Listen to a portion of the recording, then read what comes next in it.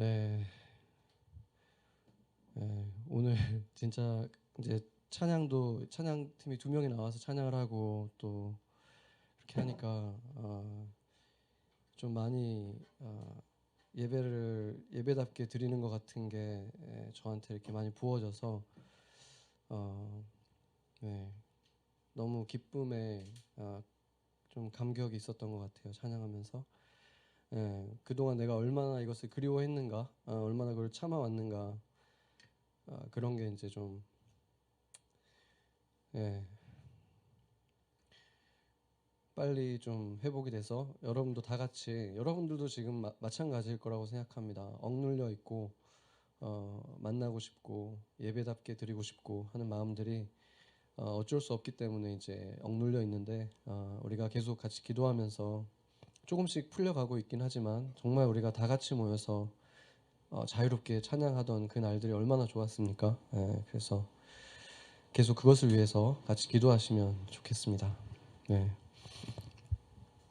우리가 보고 있는 요한복음은 이 복음서가 네 가지가 있죠. 마태, 마가, 누가, 요한이 있는데 굉장히 특이한 복음서입니다. 왜냐하면 내용 자체도 그 세 개 복음은 이제 공관 복음이라고 해서 흡사한 점이 많은데 요한복음만 좀 차이 나는 게 많이 있고, 그리고 쓰인 시점도 나머지 세 개 복음은 거의 AD 50년에서 60년 정도에 쓰였는데 이 요한복음은 90년 이후에 쓰였죠. AD 95년, 97년 이 정도에 쓰였다고 보기 때문에 시간상으로도 아주 큰 차이가 있습니다. 그래서 그 시간이 이제 뭐 30년에서 35년의 차이가 난다는 것도 꽤 크지만 더 큰 차이를 만들어내는 것이 AD 70년 이후냐 이전이냐가 굉장히 큰 차이를 만들어내는데, 왜냐하면 AD 70년에 무슨 일이 있었습니까? 그 유대인들이 로마의 압제에 반란을 일으켜서 반란군을 만들었는데 그걸로 인해서 예루살렘을 로마가 완전히 파괴시키게 됩니다. 그래서 예루살렘 시 전체가 완전히 붕괴되고 성전도 다 무너지는 일이 AD 70년에 있었습니다. 그 이제 워낙 오래전 일이니까 정확하게 인구 조사가 되진 않았지만 학자들의 주장에 의하면 예루살렘 인구의 80%가 사망했다고 하는 분들도 있습니다.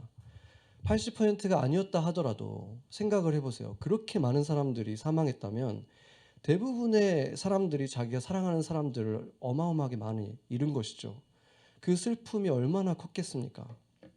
그렇기 때문에, 그리고 그들에게 있어서는 생명과 같은 성전을 잃었다는 것은 또 얼마나 큰 슬픔이었겠습니까?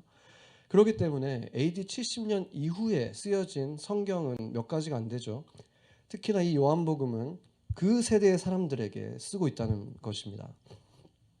그러니까 어쩌면은 코로나라는 지금 2020년에 우리가 겪고 있는 이 시대를 겪고 난 이후에 우리들과 그 전의 세대는 많은 차이가 있겠죠. 그런 것처럼 그때 당시에는 지금 우리가 겪는 것보다도 어떻게 보면 굉장히 큰 트라우마가 될 수 있는 사건을 그 국가 전체가, 민족 전체가 같이 겪었었고, 그 이후로는 기독교가 있을 수도 없고 유대교도 거의 사라진 상태의 예루살렘이었다는 것이죠.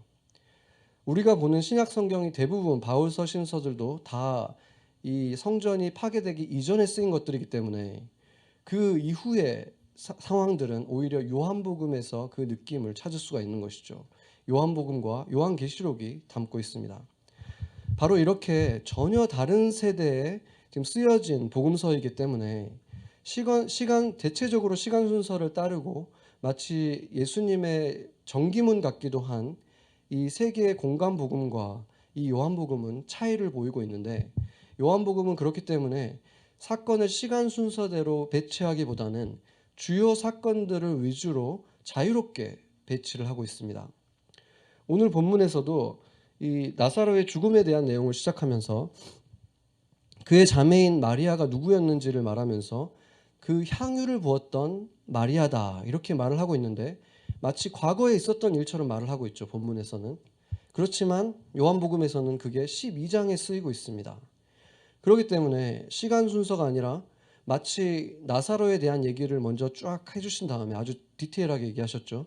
그러고 나서 그런데 그 마리아가 누구였냐면 그때 이런 일이 있었지 이렇게 얘기한 것처럼 진행되고 있는 것이죠. 그리고 이 나사로의 부활 사건은 죽은 사람을 살리신 사건이잖아요. 병자들을 낫게 한 것과는 비교도 안 되게 어마어마한 사건인데도 불구하고 다른 세계 복음서는 이 사건을 기록하고 있지 않죠. 왜 그런지는 우리가 분명하게 알 수는 없지만 한 가지 확실한 것은 이 예루살렘의 붕괴와 수많은 사람들을 잃어버리고 모든 그리스도인들과 유대인들이 각처로 흩어져서 살아야만 했던 이 상황 속에서 기록된 이 요한복음은 다른 어떤 복음서보다 부활의 소망에 중점을 가지고 있었다는 것을 알 수 있는 것입니다. 그 부활의 소망이 필요한 세대였다는 것입니다. 그래서 지금도 어떻게 보면 지금 미국에서는 여전히 하루에 1,000명 이상의 사람들이 죽어가고 있죠. 우리가 숫자로만 생각하니까 계속해서 매일 그 숫자들을 보니까 아무것도 아닌 것 같지만 1,000명이라는 사람이 매일 죽어간다고 생각을 해보세요. 지금 한국이랑 비교해보면 한국은 지금까지 총 죽은 사람이 아직 300명이 안 되잖아요. 그런데 미국은 매일 1,000명씩 죽어간다는 거예요. 그러니까 이게 비교가 안 되는 거죠. 그러니까 얼마나 지금 슬픈 일이 일어나고 있는 것입니까? 그래서 이 세대에도 어쩌면 이런 부활의 메시지가 필요한 것이죠. 여러분들 가운데에서도 아마 겪어본 분들이 있겠죠. 정말로 사랑하는 분들을 먼저 떠나보낸 일들이 있잖아요. 특히나 갑작스럽게 떠나보낸 그럴 때 정말로 하늘이 무너지는 게 어떤 건지 그런 걸 경험하게 되죠. 정말 사랑했던 사람이 갑작스럽게 병에 걸리거나 갑작스럽게 사고로 세상을 떠나면 정말로 어떤 자신의 몸의 한 부분이 떨어져 나가는 것 같이 너무나 큰 고통을 느낍니다. 그래서 그것을 부인하고 싶어 하죠. 잠이 들었다가 깨면 그 모든 게 꿈이었길 바라고 또 하나님께 간절히 기도합니다. 시간을 되돌려 주시고 모든 것이 그냥 거짓말처럼 꿈처럼 사라지기를 기도해 보기도 하죠. 특히나 젊은 사람이 갑자기 이렇게 나사로처럼 떠난 경우에는 자신의 삶 자체도 그 의욕 자체를 잃어버리게 돼요. 이렇게 갑작스럽게 떠날 수 있는 거구나. 그 두려움이 자신을 삼켜버리는, 삶에 대한 두려움이 삼키는 일들이 일어나는 거죠.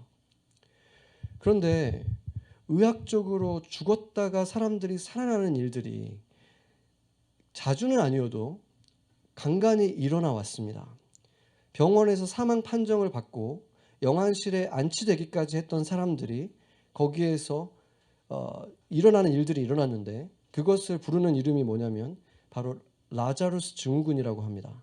이 라자루스가 오늘 본문에 죽었다가 살아난 나사로의 이름에서 딴 것이죠. 그렇지만 대부분의 경우는 아무리 애곡하면서 다시 살아나기를 간절히 기도해도 울부짖어도 모든 것이 꿈이었길 바래도 다시 돌아오는 일들은 일어나지 않습니다. 그와 관련해서 제 삶에 오랫동안 깊이 남아있던 어떤 한 분의 간증이 있는데 제가 그것을 처음 들었을 때 마치 제가 그 시간을 같이 겪은 것처럼 제 가슴에 이렇게 바짝 와 닿았던 그런 간증이었습니다. 제가 여러분과 나누겠습니다. 그분은 대학교를 졸업하고 외국인 회사에 있다가 사업을 시작해서 큰 돈을 벌었다고 합니다. 20대에 큰 돈을 벌었기 때문에 주위에 굉장히 많은 이제 중매쟁이들이 찾아오는 거죠. 그래서 50번도 넘게 중매를 받는데 그러던 중에 이제 한 분이 파혼을 한 어떤 한 여성분을 만났는데 그분과 결혼하기로 결심을 했습니다. 그리고 나서 27살 되던 3월 달에 그분과 이제 결혼을 했는데 결혼하고 2주 만에 그 아내가 암으로 사형 선고를 받게 됩니다. 그래서 돈이 많이 있으니까 이제 가진 돈을 가지고 2년 동안 대한민국에서 할 수 있는 모든 방법을 다 써보고 심지어 외국에서까지 사람들을 불러오기도 했고 또 전국의 기도원이라는 기도원은 다 다니면서 기도도 받고 다 했는데 결국 아내는 2년 만에 세상을 떠나버립니다. 20대의 젊은 나이에 호라비가 되어서 장례식에서 그 뼈를 뿌리면서 그는 마음속으로 이렇게 기도했다고 합니다. 하나님, 나 이제 당신 못 믿겠습니다. 당신이 말씀을 통해서 뭐라고 했습니까? 이 세상에 어떤 부모가 떡을 달라는데 돌을 주며 생선을 달라는데 뱀을 주는 자가 있겠습니까? 라고 해놓고 당신에게 내가 언제 떡을 달라고 했습니까? 생선을 달라고 했습니까? 당신이 천하보다도 귀하다고 말씀하시는 그 생명, 결혼한 지 2주 만에 암 환자 판정을 받은 그 아내의 생명을 구해달라고 이렇게 간절히 울부짖고 주님을 찾아왔는데 당신은 결국 그 생명을 걷어가셨습니다. 그러니 나는 이제 당신을 떠나겠습니다. 라고 결심을 했다고 합니다. 그는 그날 집으로 돌아가서 오후 3시에 침대에 누웠습니다. 그런데 왼쪽 창문에서 햇볕이 들어오는데 처음 보는 빛이었다고 합니다. 그때 마치 타자기가 활자를 칠 때 나는 소리와 함께 한 글자씩 보이는 듯 했는데 그 글자가 이랬습니다. 나는 부활이요 생명이니 나를 믿는 자는 죽어도 살겠고 살아서 나를 믿는 자는 영원히 죽지 아니하리니 이것을 내가 믿느냐. 성경도 제대로 읽어보지 않았던 때였기 때문에 그 구절이 어디에 있는지도 몰랐지만 그는 그때 이것을 깨달았다고 합니다. 나는 주님을 버렸지만 주님은 나를 버리지 않는구나. 오늘 본문 15절을 보면 15절을 같이 한번 읽어보겠습니다. 네, 같이 읽죠. 내가 거기 있지 아니한 것을 너희를 위하여 기뻐하노니 이는 너희로 믿게 하려 함이라. 그러나 그에게로 가자 하시니 아멘. 예수님은 지금 죽어가는 나사로, 사실 지금은 이틀이 지났기 때문에 이미 숨을 거두었던, 예수님이 그렇게 사랑한다고 말씀했던 그 친구 나사로가 죽었는데 그곳에 가지 않은 것을 내가 기뻐한다 이렇게 말하고 있습니다. 예수님이 어떻게 이것을 기뻐하실 수가 있을까? 사랑하는 자가 죽었는데, 친구가 죽었는데, 그것은 예수님의 친구가 병들어 죽어간 그것 자체를 기뻐했다는 말이 아닙니다. 나중에 보면, 오늘 본문은 아니지만 후반절을 보면 그것으로 예수님께서 슬피 우시는 장면이 나오잖아요. 그럼에도 불구하고 예수님께서 기뻐하신 이유가 무엇이었겠습니까? 결국 이 사건 때문에 제자들이 부활에 대한 믿음을 갖게 될 것, 그 사실을 기뻐하신 것입니다. 사랑하는 사람을 잃은 것, 그 생명을 잃은 것을 보는 것은 사람이 겪을 수 있는 가장 큰 고통입니다. 그러나 그 슬픔이 부활의 믿음을 가져다 준다면 그것은 도리어 기뻐할 일이라고 예수님께서 지금 말씀하고 있는 것입니다. 하나님은 아까 그분의 아내를 살려주지 않으셨습니다.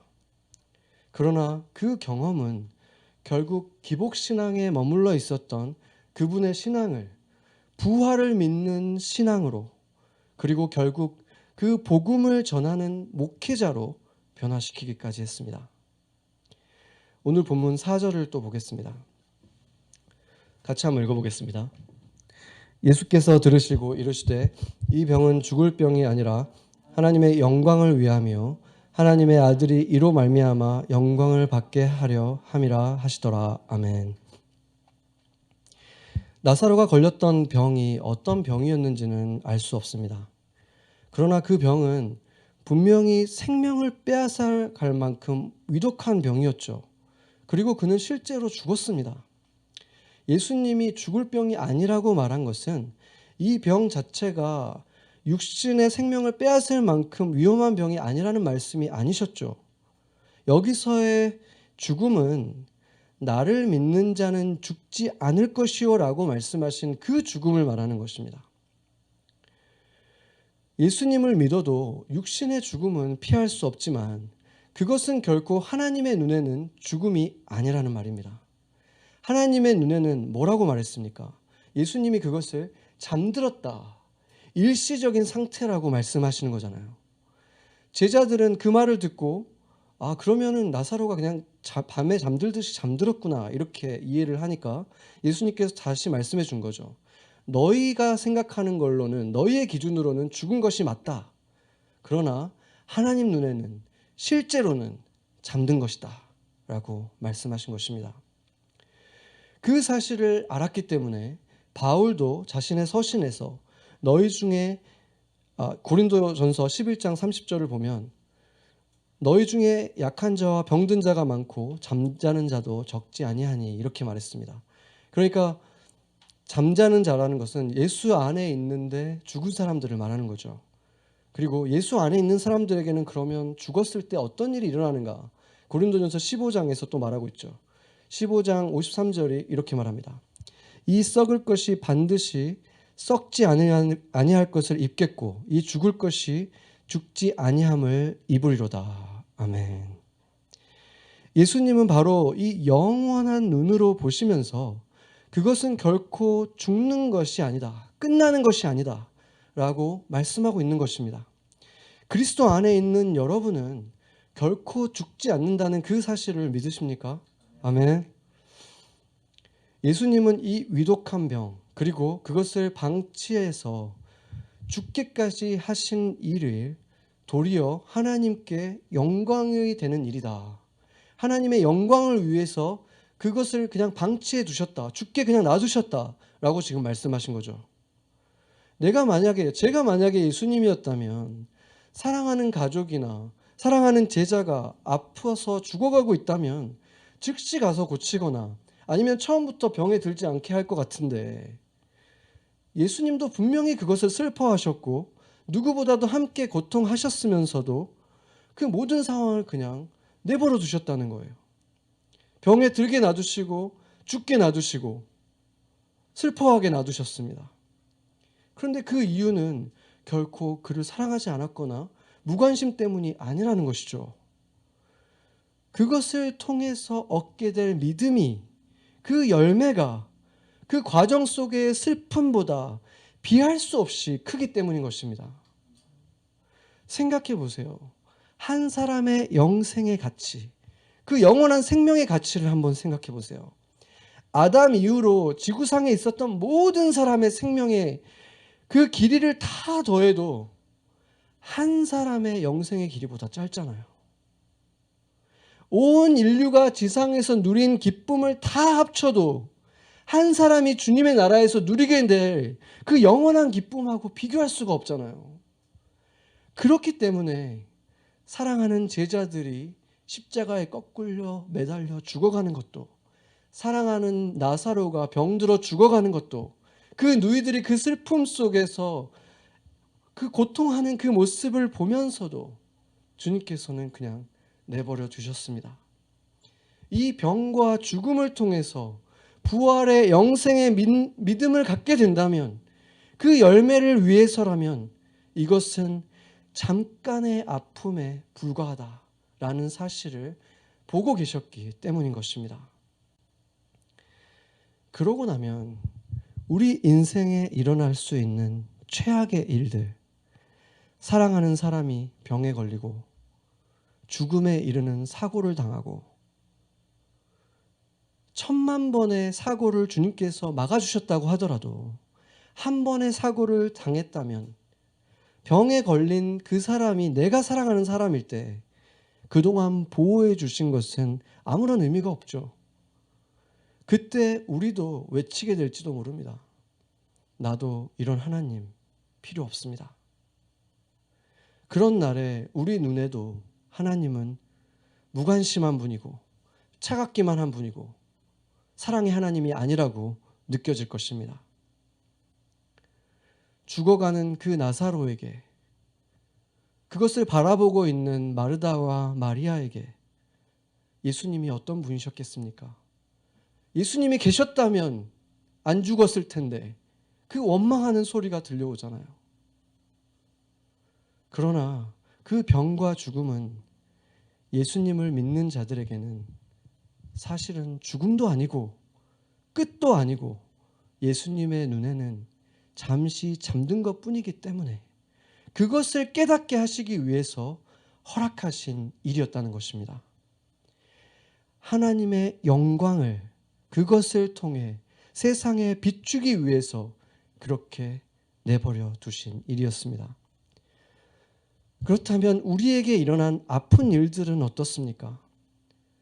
직장을 잃을 때가 있고, 원하는 것을 얻지 못할 때가 있고, 병들어 아플 때가 있고, 기다려왔던 기회를 놓칠 때가 있고, 사랑하는 사람을 병이나 사고로 잃는 일을 겪을 때, 내게 일어난 이 일이 결코 하나님의 영광을 비추기 위한 일이 아니라고 우리가 단정할 수 있겠습니까? 우리는 단지 아직 영광 앞에 영광이 오기 앞서서 그 깜깜한 어두운 그날을 지나고 있기 때문이지 않겠습니까? 인간에게는 영원한 이별로 느껴지는 그 죽음조차, 사랑하는 자가 병으로 걸려 죽어가는 것조차 예수님 눈에 그것이 잠깐 쉬는, 잠들어 있는 것처럼 보일 뿐이라면 어떤 것이 과연 진실이겠습니까? 그 어둠의 끝에 한없이 밝고 찬란한 빛이 기다리고 있기 때문에 하나님께서 찬란한 영광을 나타내기 위한 과정이 아니라는 것을 우리가 어떻게 장담할 수 있겠습니까? 그것은 어쩌면 우리에게도 그 부활에 이르는 믿음을 얻게 하기 위해서 오늘 주님은 말씀 속에서 사랑하는 나사로가 병에 들고 죽도록, 병에 들지 않도록 막으실 수도 있었고 죽기 전에 고치실 수도 있지만 참으신 것처럼 그냥 두신 것일 수 있다는 것입니다. 우리가 바로 그 부활을 믿는 사람들이 되는 것을 더 기뻐하셨기 때문인 것입니다. 그런 믿음, 부활을 믿는 믿음을 갖고 살아가는 삶이라면 그 사람의 하루가, 그 인생이 하나님께 영광이 되지 않을 수 있겠습니까? 내 삶에 닥친 아픔조차도 하나님께서 선하게 쓰시기 위한, 나의 믿음을 더해주시기 위한, 하나님의 영광을 나타내시기 위한 과정이라는 것을 믿는 사람이라면 그 사람 앞에 그 기쁨을 빼앗아 갈 수 있는 일이 무엇이겠습니까? 그 하나님을 사랑하는 마음을, 예배하고 싶은 그 마음을 빼앗아 갈 수 있는 것이 없는 그 사람이 어떻게 하나님의 영광을 드러내지 않는 삶을 살 수가 있겠습니까? 나사로의 묘지가 있던 그 베다니는 유대 지역에 있었기 때문에 예루살렘에 가까이 있었죠. 그래서 예수를 지금 죽이고자 하고 있던, 돌로 치려고 했던 그 유대 지도자들이 있었기 때문에 예수님에게는 여전히 아주 위험한 곳이었습니다. 그랬기 때문에 오늘 본문을 보면 도마가 그곳을 가자고 할 때 함께 죽으러 갑시다 이렇게 얘기까지 했죠. 죽을 수 있다는 것을 각오하고 간 것입니다. 그렇게 걱정하는 제자들에게 예수님께서 뭐라고 했습니까? 9절이랑 10절을 보면 낮이 12시간이 아니냐, 사람이 낮에 다니면 이 세상의 빛을 보므로 실족하지 아니하지만 밤에 다니면 그 빛이 사람 안에 없는 고로 실족한다 이렇게 말하죠. 이 낮과 밤이 어떤 의미인지를 알려면 우리가 전에 봤던 9장을 보면 되는데 9장 5절 보면은 이렇게 말하고 있습니다. 내가 세상에 있는 동안에는 세상의 빛이로라. 그러니까 낮은 예수님이 그곳에 함께 실제로 계셨던 시간을 말하고 밤은 예수님이 부재한 시간을 말하는 것입니다. 단순하게 말하자면 너희들은 걱정할 필요 없다. 세상의 빛인 내가 있기 때문에 괜찮다. 실족하지 않을 것이다. 안심시킨 것이지만 그러면서도 그 말씀 속에서 우리가 볼 수 있는 사실은 그 사람 안에 빛이 없기 때문에 실족한다는 이 말의 뜻은 내가 없는 그 밤에도 그 안에 빛이 있다면 실족하지 않을 수 있다. 이 말을 지금 내포하고 있는 것이죠. 그래서 세상이 어두운 때, 특히나 지금처럼 세상이 암울한 이런 때 사람들이 다 고통을 겪고 교회도 어려움이 커져가고 있고 미국이나 한국이나 사회와 교회의 마찰도 점점 더 드러나고 있고 교회는 마치 세상을 가장 걱정시키는 천덕꾸러기처럼 여겨지기까지 하는 이런 시대에 우리가 살아가고 있죠. 그럴 때 우리는 어떻게 해야 됩니까? 세상과 똑같이 물어뜯고 비난하고 똑같이 그 상대방의 의도를 최대한 악한 쪽으로 추측하면서 그들이 다 사탄인 것처럼 적대시하고 여론을 통해서 법적 투쟁을 통해서 싸운다면 그것을 통해서 우리가 원하는 것을 얻고 이긴다고 그것이 이긴 것이 되겠습니까? 그것이 과연 교회가 세상에 빛을 발하는 모습이 되겠습니까? 햇빛이 환한 낮에 스마트폰을 보면 어두워서 잘 안 보이죠. 그래서 밝기를 높여보려고 해도 그게 최대 밝기라는 것을 알 수 있습니다. 그런데 깜깜한 밤에 방에서 불을 끈 채로 보면 아무리 낮춰도 굉장히 밝아서 눈이 아프죠. 폰의 밝기는 똑같은데 주변의 밝기의 차이에 따라서 더 환해 보이고 거의 보이지 않는 차이가 생기는 것이죠.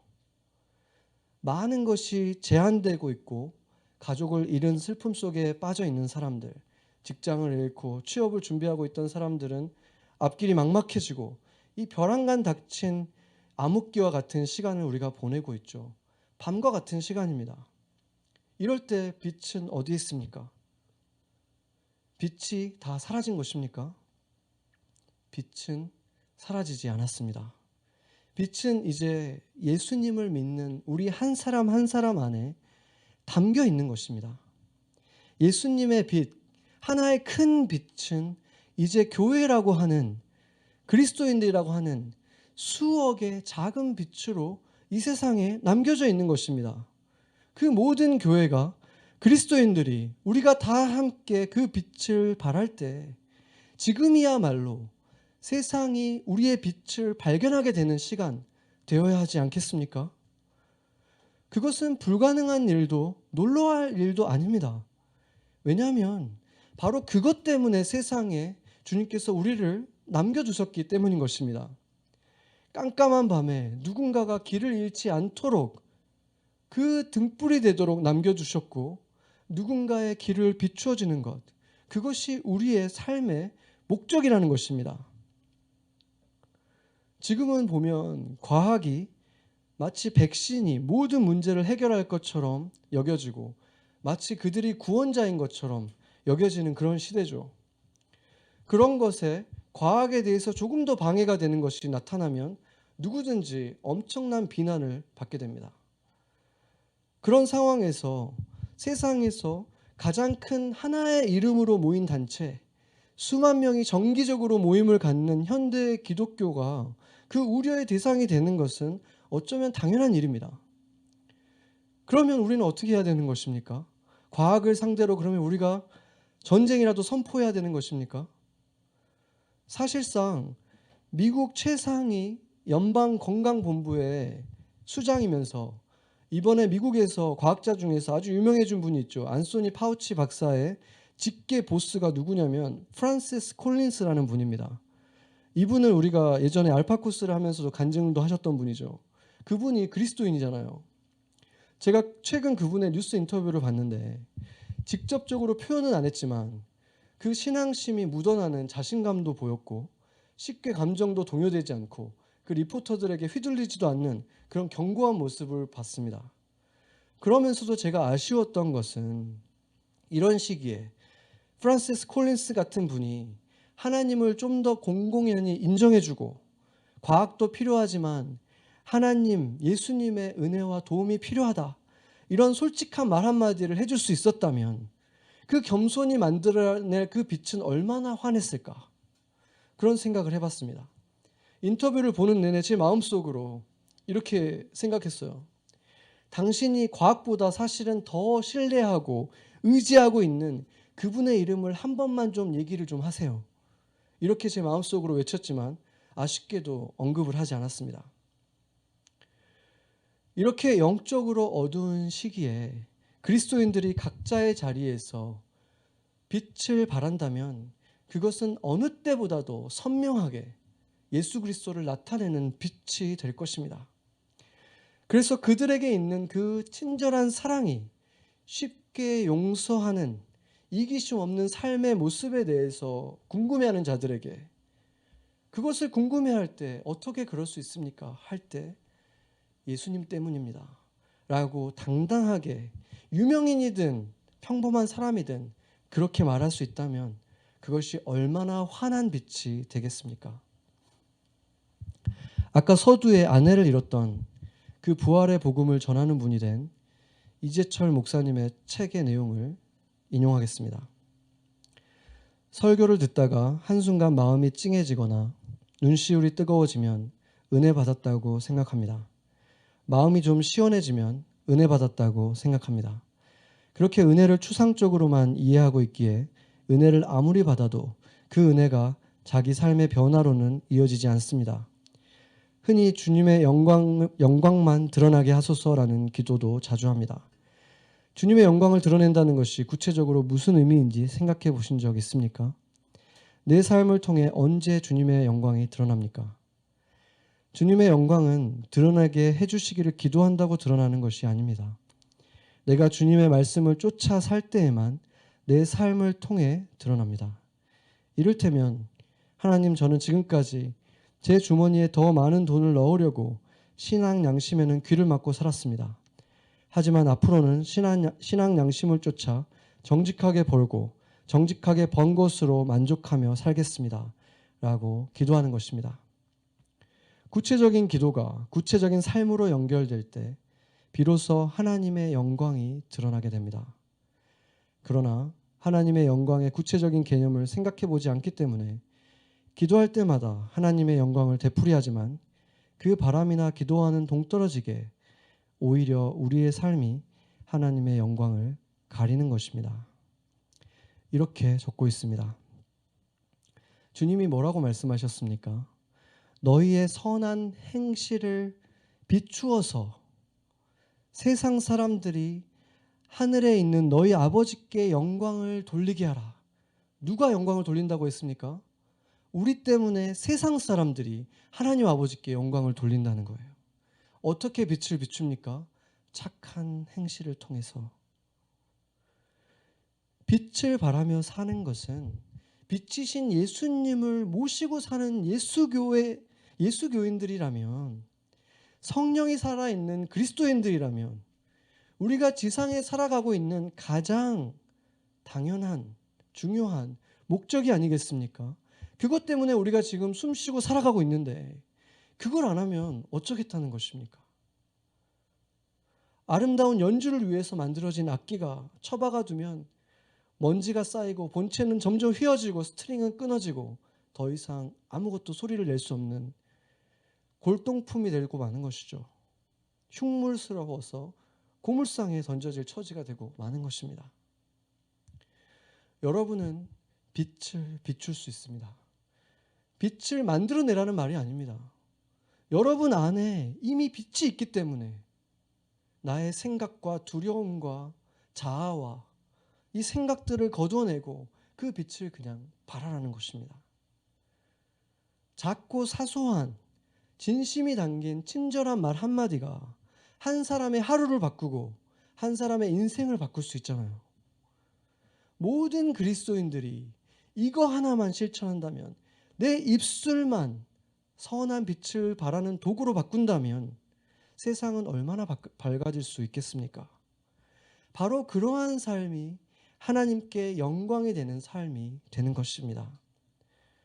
우리가 그렇게 사는데도 너무 선한 말을 하고 너무나 선한 행동을 하고 너무 쉽게 사람들을 용서해줘서 그것 때문에 사람들이 우리를 공격한다면 그제서야 우리도 그것을 가지고 우리를 핍박한다 라고 울부짖으면서 말할 자격이 생기지 않겠습니까?